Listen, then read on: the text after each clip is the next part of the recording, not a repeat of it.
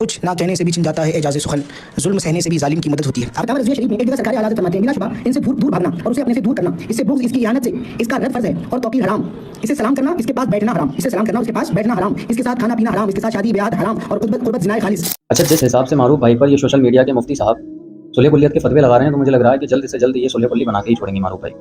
لیکن خیر، مجھے قرآن کی ایک آیت یاد آ رہی ہے۔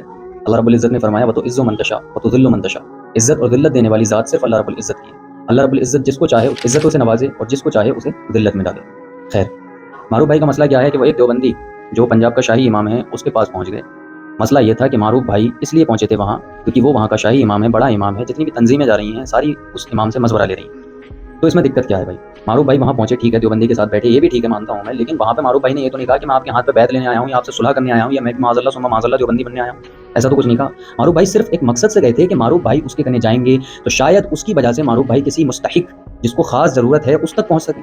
اور ایسا تو کہیں نہیں لکھا ہے کہ ایک دیوبندی کی وجہ سے اگر تم کہیں صحیح جگہ پہ مدد لے کے پہنچ رہے ہو تو پھر تم صلح کلی ہو گئے، یا ایک دیوبندی کی وجہ سے کوئی اچھا کام ہو رہا ہے تم سے تو پھر تم صلح کلی ہو گئے۔ دکھاؤ بھائی کون سے فتویٰ ہے اور کون سی کتاب میں لکھا ہے ایسا۔ دیکھیے میں عالم تو نہیں ہوں لیکن میں اتنا بڑا جاہل بھی نہیں ہوں جو میں حق اور باطل کو نہ پہچان سکوں۔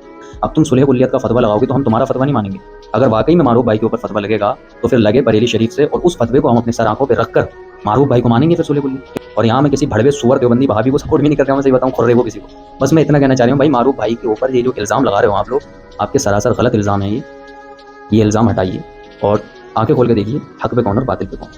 اب کوئی دیوبندیوں کے ساتھ میں بیٹھ گئے تو دیوبندی تھوڑا نہ بن گئے معاذ اللہ، ہیں تو سنی، آگے رضائی لگا رہے ہیں، تھانوی کا نام تو نہیں لگا رہے ہیں نہ اس دہلوی کا نام لگا رہے ہیں، نہ نانوتوی کا نام لگا رہے ہیں، نہ گنگوئی کا نام لگا رہے ہیں، لگا تو رضائی رہے ہیں، تو رضائی والے، سمجھو بھائی سمجھو۔